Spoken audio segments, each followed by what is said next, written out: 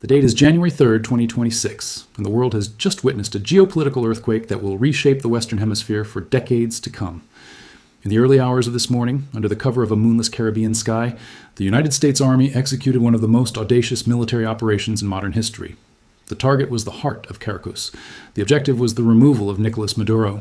As the sun rose over the Isla mountain range that separates the Venezuelan capital from the sea, the news began to filter out through encrypted channels, and eventually onto the breaking news tickers of every major network on the planet.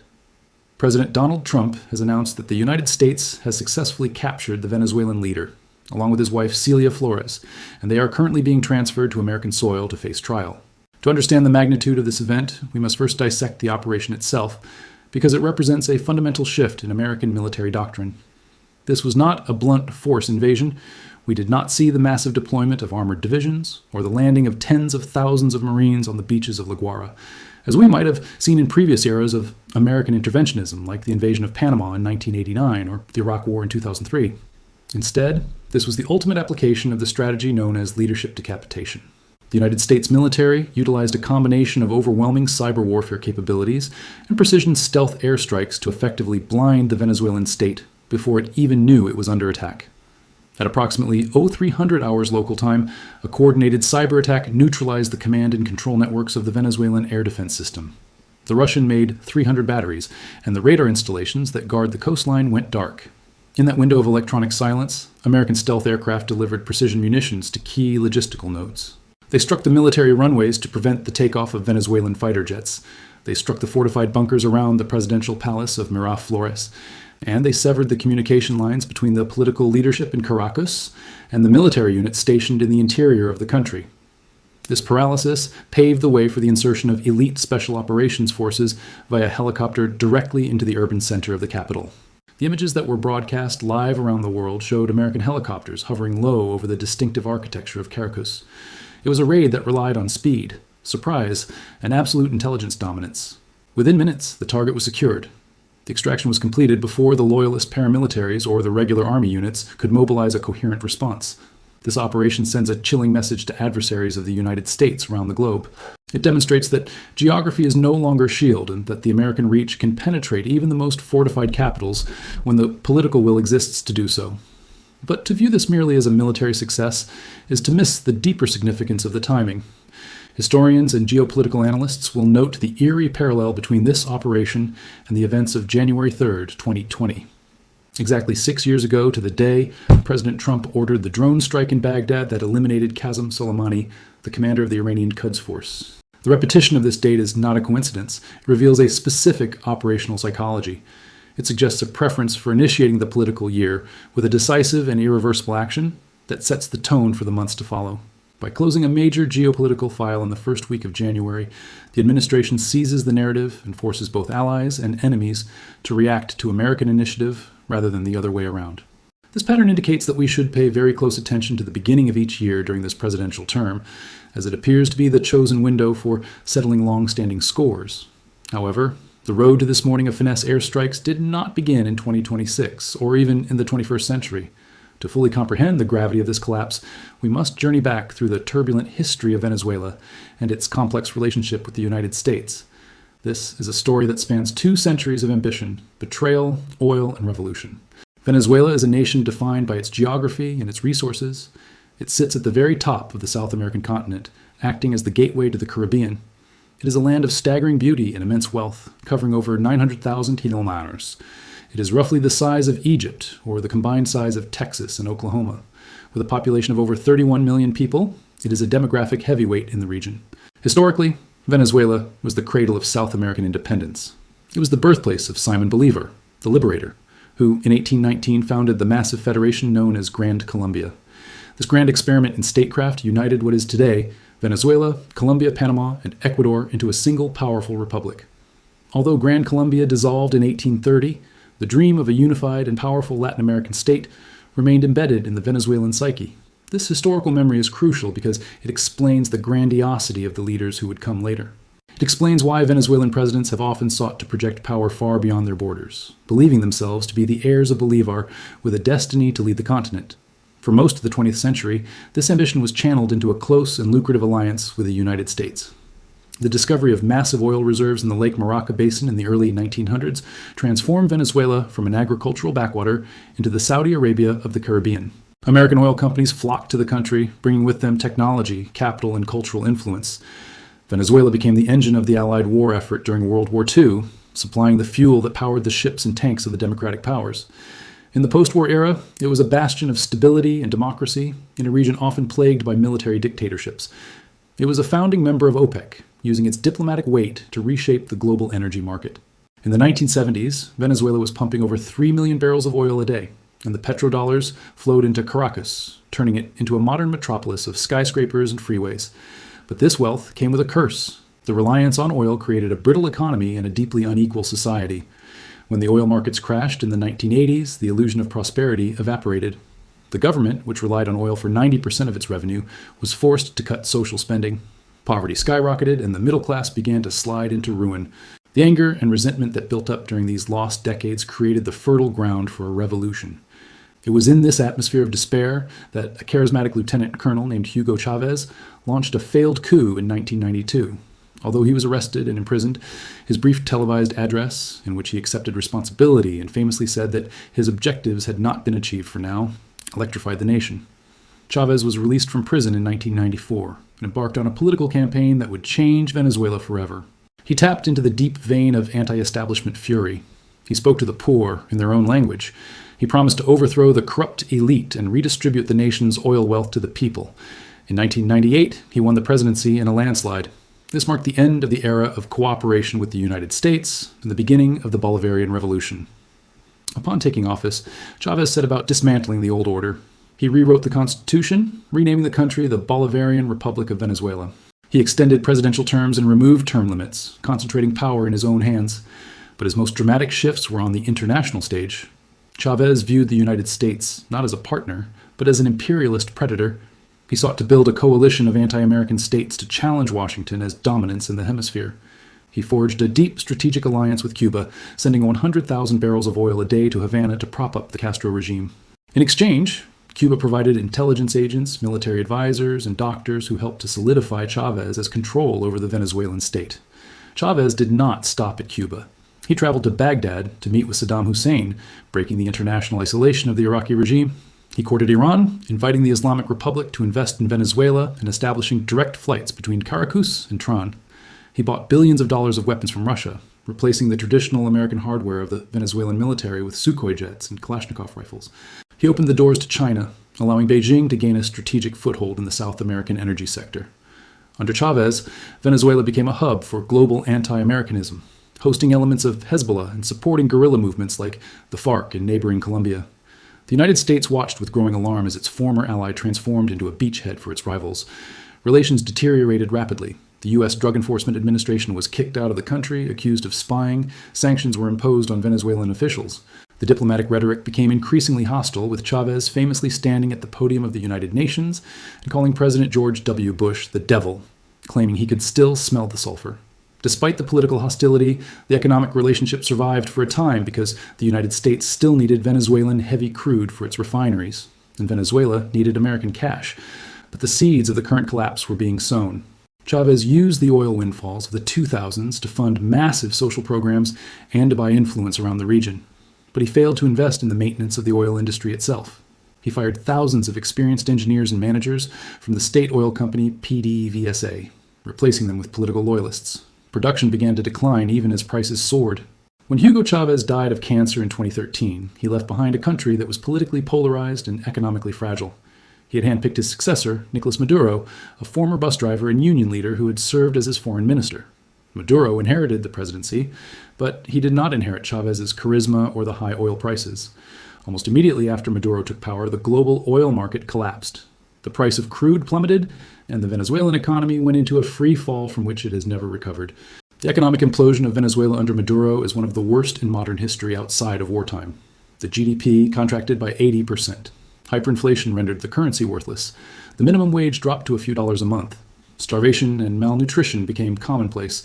The health system collapsed. Millions of Venezuelans fled the country, creating a refugee crisis that overwhelmed the region. As the economy died, the criminality of the regime grew. Denied access to international financial markets due to U.S. sanctions, the Maduro government turned to illicit revenue streams to survive. The United States government accused Maduro and his inner circle of turning Venezuela into a narco-state. They alleged that high-ranking officials and military generals formed the cartel of the Suns, trafficking hundreds of tons of cocaine from Colombia through Venezuela to the United States and Europe. The regime also turned to illegal gold mining in the Amazon, destroying vast swaths of rainforest to extract gold to sell on the black market. The internal political situation descended into a dictatorship. In 2015, the opposition coalition won a supermajority in the National Assembly elections, dealing a stunning defeat to the ruling party. But rather than accept the result, Maduro used the Supreme Court, which was packed with loyalists, to strip the legislature of its powers. This led to the crisis of 2019 when the young head of the National Assembly, Juan Guaido, declared himself interim president, arguing that Maduro's re-election had been fraudulent. The United States, along with nearly 60 other nations, recognized Guaido as the legitimate leader of Venezuela. It seemed for a moment that the Maduro regime was on the brink of collapse. The Trump administration, in its first term, applied a campaign of maximum pressure, imposing severe sanctions on the Venezuelan oil sector and freezing government assets. But Maduro survived. He survived because the military high command remained loyal. He survived because Russia and China provided economic lifelines. And he survived because the opposition was fractured and unable to deliver the knockout blow. The years that followed were a stalemate of misery. The opposition fragmented. Guaido's momentum stalled, and he eventually fled into exile. The Biden administration attempted a different approach, easing some sanctions to encourage negotiations, but the talks yielded little. Maduro grew more confident, believing he had weathered the storm. He tightened his grip on power, arresting activists and disqualifying opposition candidates. This brings us to the recent past and the return of Donald Trump to the White House. The strategic calculation in Washington shifted once again. The presence of a Russian and Iranian ally in the Caribbean was deemed an unacceptable threat to national security. The flow of drugs and migrants from Venezuela was seen as a direct attack on the U.S. homeland. The Monroe Doctrine, which asserts the primacy of the United States in the Western Hemisphere, was dusted off and reinvigorated. The rhetoric from the White House became sharper. The indictments against Maduro were updated, and the bounty on his head was raised to $50 million. The U.S. military began to increase its presence in the Caribbean, conducting large-scale exercises and deploying naval assets closer to the Venezuelan coast. The message was clear. The time for patience had run out. The diplomatic channels had been exhausted. The sanctions had weakened the regime, but had not killed it.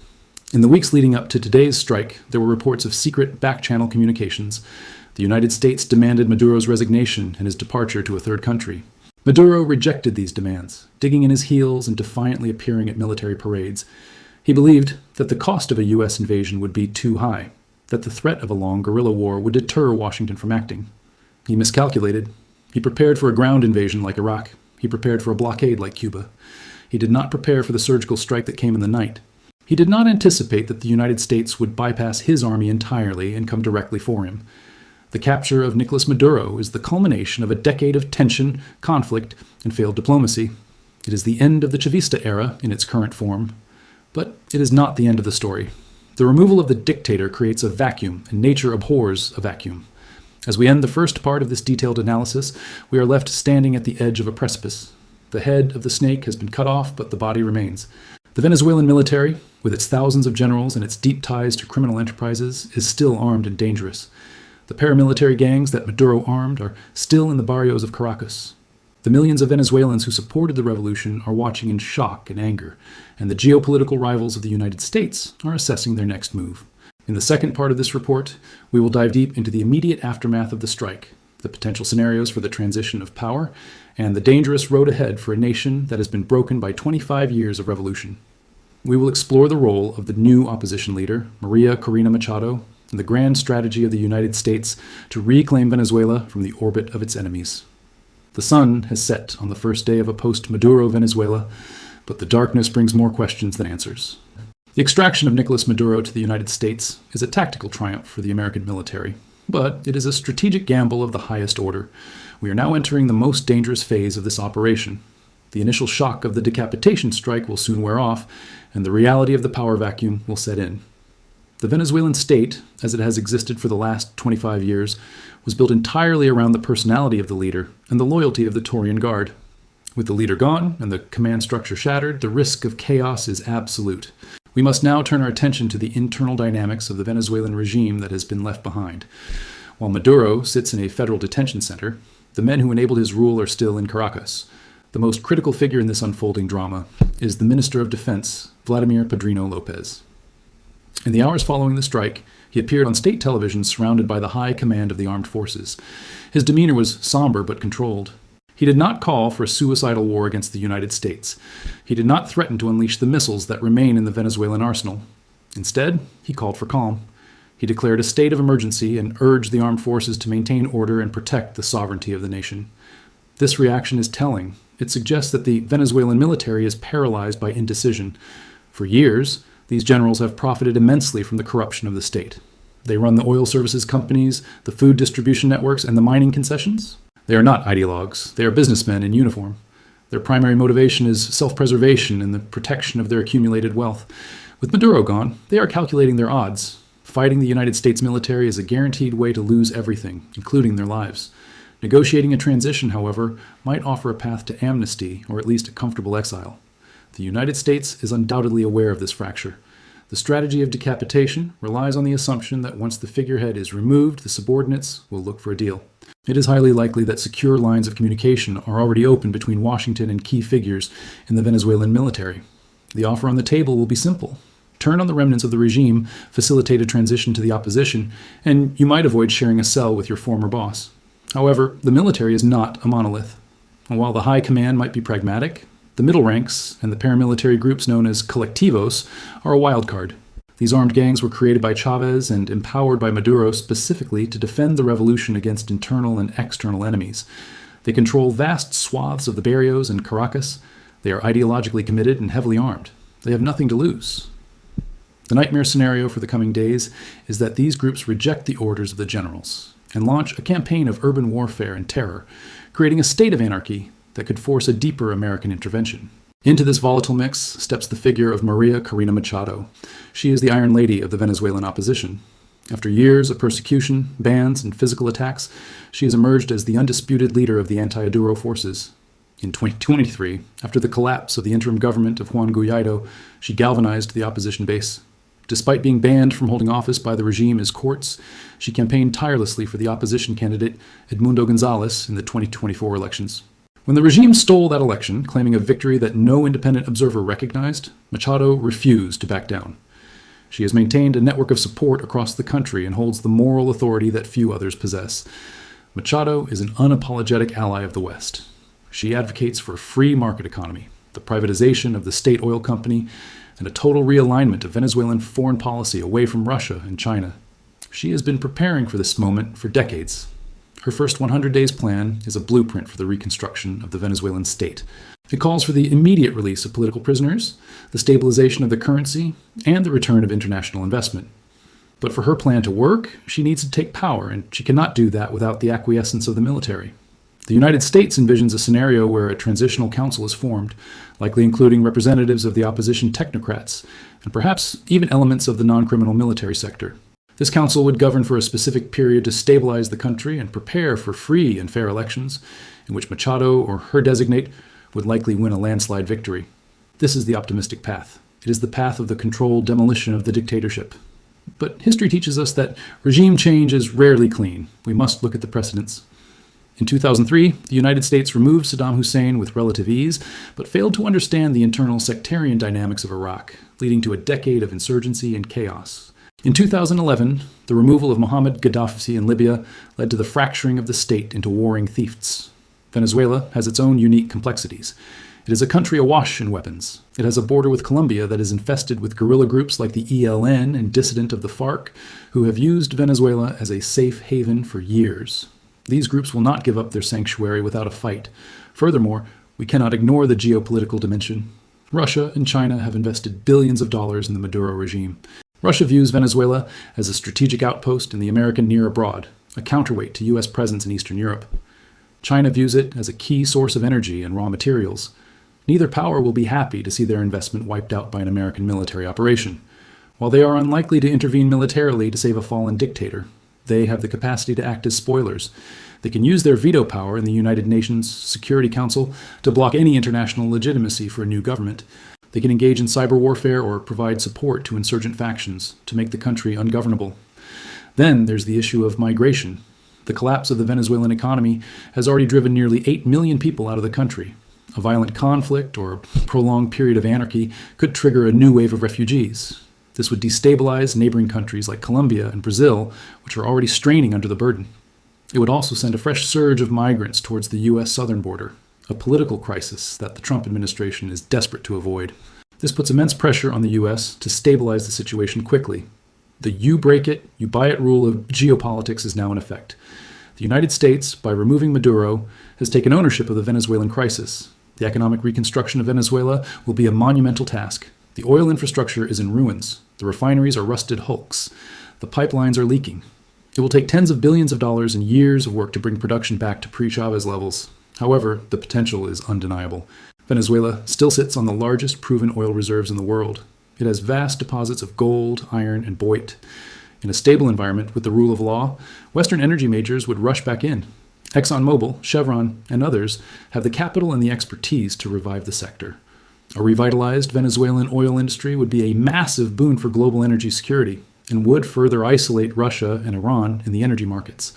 This economic potential is the carrot that the U.S. is dangling before the Venezuelan elites and the international community. The vision is of a Venezuela that is once again a prosperous democracy, a partner to the West and a stabilizer in the region.